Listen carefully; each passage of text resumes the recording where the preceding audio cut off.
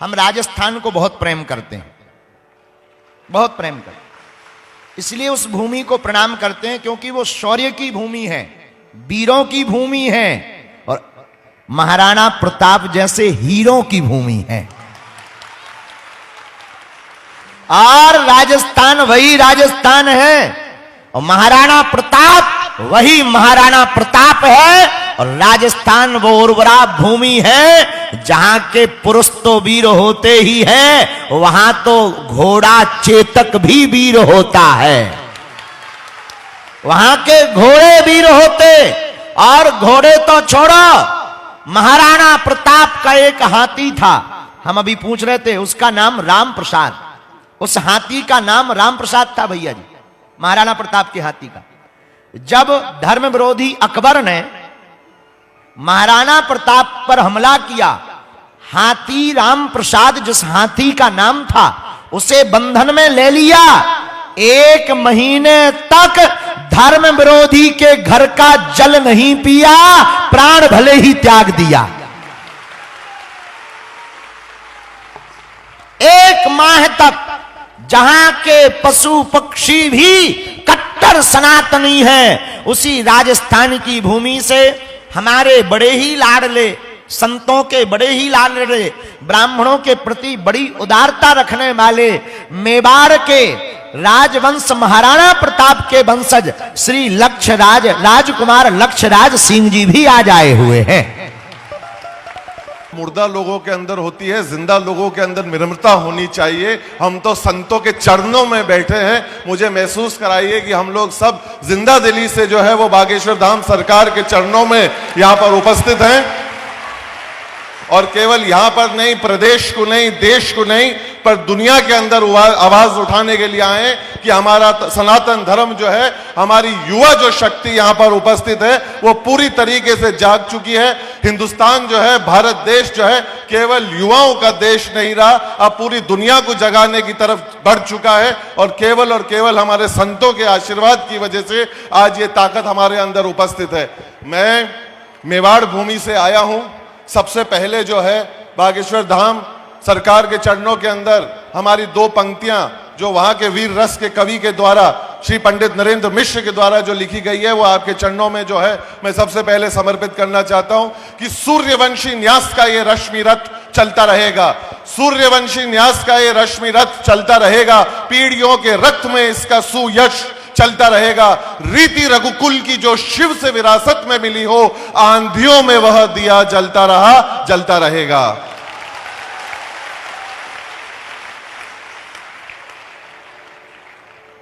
हमारे ग्रंथों के अंदर देखिए, वैसे कायदे से मुझे बोलना नहीं चाहिए, मेरे को जो है वो आदेश के ऊपर मैं यहां पर उपस्थित हुआ हूं।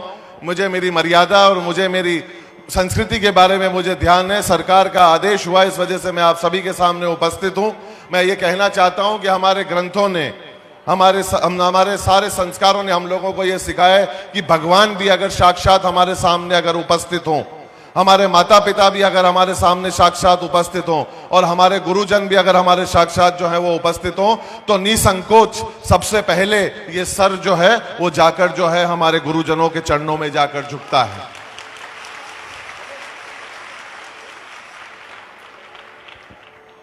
आपने जो मेवाड़ के बारे में जो बात फरमाई और जो कहा, उससे मेवाड़ अभिभूत है, गदगद है, कृतज्ञ है कि आपने जो है मेवाड़ को ये दर्जा दिया। मेवाड़ के बारे में यहाँ पर जो लोग उपस्थित है, गुरु जी के आशीर्वाद से और गुरु जी के आज्ञा से मैं एक बात जरूर आप लोगों को कहना चाहता हूँ। अक्सर जो है वो राजाओं की जो है वो चर्चा की जाती है, उस परंपरा की चर्चा की जाती है। आज मैं आप लोगों को इससे बेहतर मंच और आशीर्वाद से जो है वो मैं कहना चाहता हूँ कि मेवाड़ ने जो है 1500 साल का इतिहास रहा है मेवाड़ का, और मेवाड़ जो है वो शिव के आराधक रहे हैं। वर्तमान में मेरे पिताश्री 76वीं पीढ़ी है, जो विश्व की सबसे लंबी पीढ़ी चलती हुई आ रही है इस पूरी दुनिया के ऊपर। तब मैं इस बात को बड़े जिम्मेदारी से कहना चाहता हूं, तब मैं इस बात को आप लोगों के समक्ष रखना चाहता हूं कि मेवाड़ ने जो है वो राज परंपरा के अंदर कभी भी विश्वास नहीं रखा। अगर राजा कभी किसी को अगर मेवाड़ ने अगर माना है तो भोलेनाथ को माना है, शिव जी को माना है। एकलिंग जी को माना है, तब मैं इस बात को कहता हूं कि सत्य को सम्मानित करने की यह गाथा कभी मंद नहीं होगी। सत्य को सम्मानित करने की यह गाथा कभी मंद नहीं होगी। यह एकलिंग की ज्वाला है, मुट्ठी में बंद नहीं होगी। मैं पुनः बागेश्वर धाम सरकार का जो है वो बहुत बहुत धन्यवाद ज्ञापित करता हूं। आपने मुझे यह आदेश फरमाया, आपके श्री चरणों के अंदर मुझे जगह दिवाई, उसके लिए बहुत बहुत धन्यवाद। अंत में मैं मेवाड़ भूमि से आया हूं, पुनः दो पंक्तियां कहकर अपनी बात को मैं विराम देता हूं। अन्य लोगों की तरह मेवाड़ ने जो है अपने स्वाभिमान को कभी किसी खूंटे के ऊपर नहीं टांगा, गुलामी को जो है वो स्वीकार नहीं किया। तब इस जिम्मेदारी से मैं दो पंक्तियां आप लोगों के साथ छोड़कर जाना चाहता हूं। अगर आपके हृदय को अगर ये छू जाए तो मुझे महसूस जरूर कराइएगा कि टूटने और बिखरने का चलन मांग लिया, हालात से शीशे का बदन मांग लिया। हम भी खड़े थे तकदीर के दरवाजे पर, लोग दौलत पर गिर पड़े, हमने वतन मांग लिया। बहुत बहुत शुक्रिया, सत सत नमन, नमस्कार। इतने ओजस्वी संबोधन के लिए उनका करतल ध्वनि से स्वागत कीजिए। श्रीमान लक्ष्यराज सिंह मेवाड़ हमारे बीच इस उत्सव में सम्मिलित हुए। अब मैं आग्रह करता हूं पूज्य जगतगुरु रामानंदचार्य स्वामी रामकृष्णचार्य महायोगी सिद्ध बाबा हमारे बीच नेपाल से पधारे हैं। पूज्य जगतगुरु महाराज से भी आग्रह है कि इस अवसर पर अपनी वाणी से हम सभी पर कृपा करें। वहीं पर माइक उपलब्ध करें। ओम वंदे विदेहतनया पदपुंडरीकम् कैशोरसौरभसमा ऋतयोगिचित्तम् हन्तुं त्रितापमनिशं मुनिहंससेव्यं सन्मानशाली परिपीत परागपुञ्जम् लोकाभिरामं रणरङ्गधीरं राजीवनेत्रं रघुवंशनाथं कारुण्यरूपं करुणाकरं तं श्रीरामचन्द्रं शरणं प्रपद्ये। अतुलितबलधामं हेमशैलावदेहं दनुजवनकृशानं ज्ञानिनामाग्रगण्यं सकलगुणनिधानं वानराणामधीशं रघुपतिप्रियभक्तं वातजातं नमामि। सीतानाथसमारम्भां रामानन्दार्यमध्यमाम् अस्मदाचार्यपर्यन्तां वन्दे गुरुपरम्पराम्। सियावर रामचंद्र भगवान की, पवन पुत्र हनुमान जी महाराज की, बागेश्वर श्री हनुमान जी महाराज की, बागेश्वर धाम सरकार की।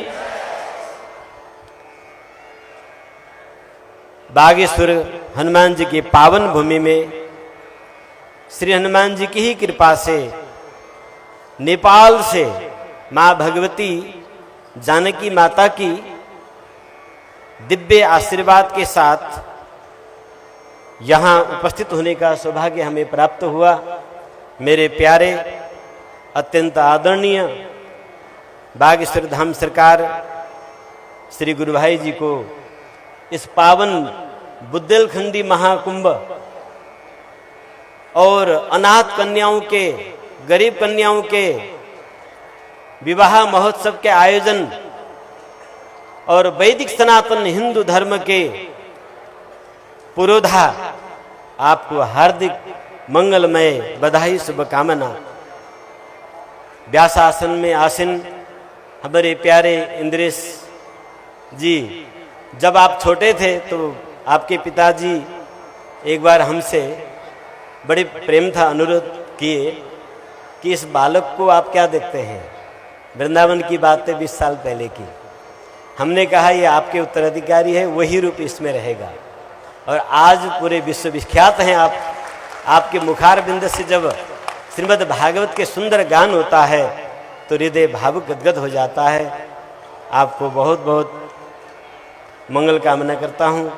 इसी प्रकार से पूरे भारतवर्ष में बड़े प्रसिद्ध व्यक्तित्व, मधुर कथावाचक हमारे प्यारे अनिरुद्धाचार्य जी और उपस्थित सभी संत मंडली, श्री हंसमुख महाराज जी, आप सब उपस्थित भागवत भक्तजन, गड़ाहा हनुमान जी, मैं रास्ते में चिंतन करते हुए आ रहा था, गड़ाहा, यहां गड़ाहा का क्या अर्थ होता है मुझे नहीं मालूम।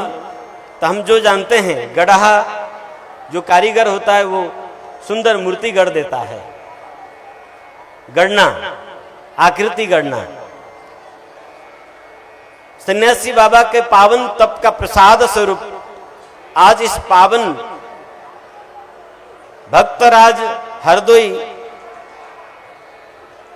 भक्तराज छत्रसाल के ये वीरों का और भक्तों का पावन बुंदेलखंड भूमि में आज वो दीपक प्रज्वलित हो रहा है जिसके कारण पूरे विश्व में सोया हुआ हिंदू अपने हृदय में हिंदुत्व की गढ़ा हनुमान जी के द्वारा गढ़ गया है।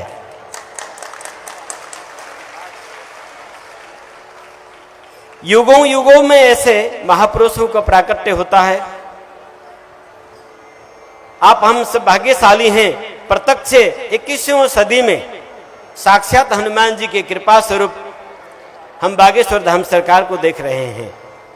ये अनेकों महापुरुषों की तप का फल है और सन्यासी बाबा का भजन की प्रताप है कि ये बागेश्वर धाम आज विश्व की हिंदुत्व की हृदय में भक्ति गढ़ रही है।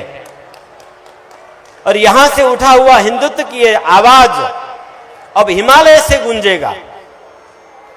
यही 2024 17 अप्रैल रामनवमी के पावन दिन से हनुमान जयंती के पावन पर्व 23 अप्रैल तक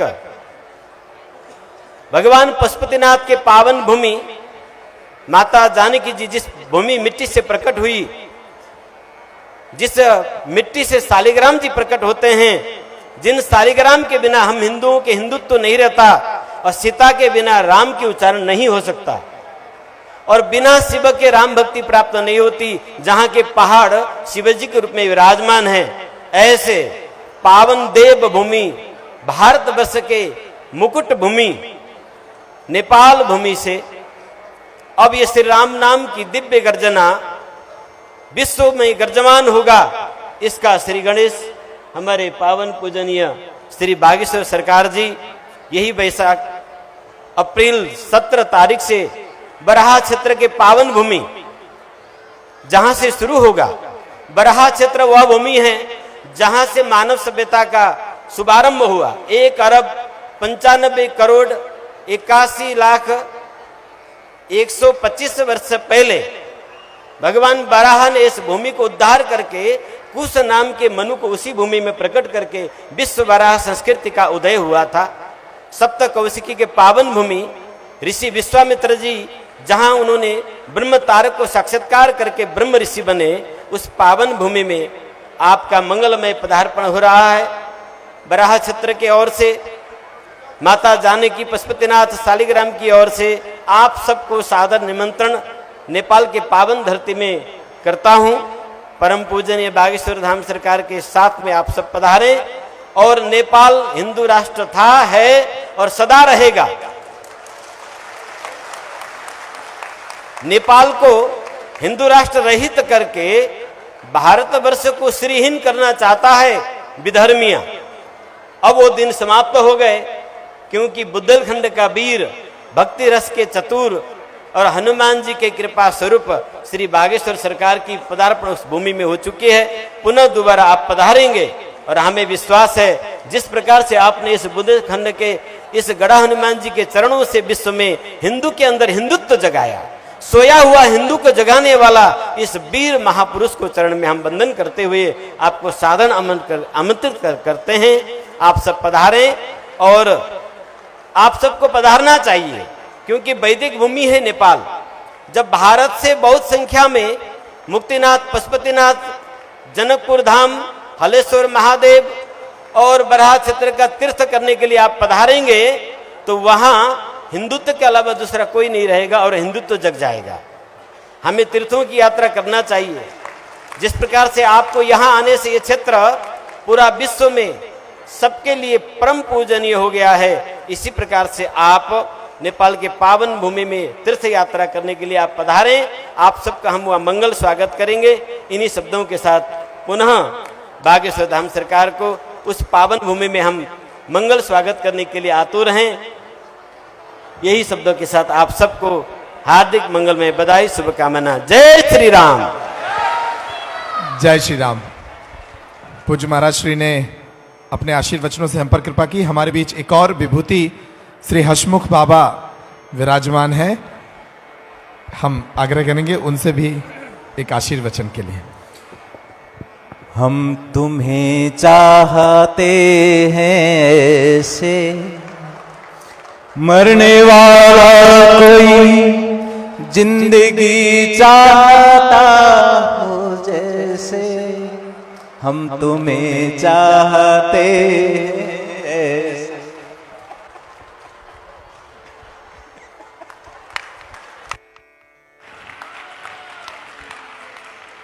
पूज्य महाराज श्री के विषय में बहुत सारी ऐसी बातें हैं जिनको सार्वजनिक करना संभव नहीं है, कठिन है, लेकिन वो एक बहुत ऊंचे स्तर की विभूति हैं, अनगढ़ हैं, अबूझ हैं।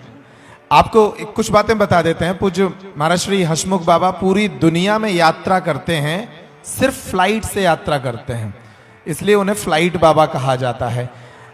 अगर आसपास कहीं एयरपोर्ट हो तभी वो उस स्थान की ओर प्रवास करते हैं अथवा नहीं करते हैं।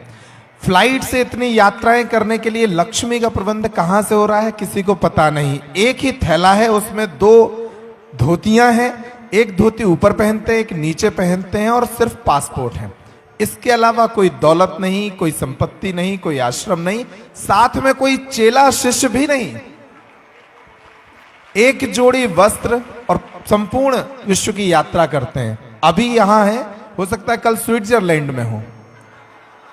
जी हां, पूज्य महाराज श्री की कथाओं में मैंने उन्हें कई जगह देखा है। लंदन पहुंच गए थे, नेपाल पहुंच गए थे, मुंबई, दिल्ली। महाराज श्री के को बहुत प्रेम करते हैं, बड़ा वात्सल्य है महाराज श्री के प्रति उनका। उनसे इतना लाड़ है कि उनकी कथा जहां होती है एक दिन के लिए जरूर पहुंचते हैं। और आपने प्रवचन तो सुन ही लिया है, सिर्फ एक गीत, हम तुम्हें चाहते हैं ऐसे।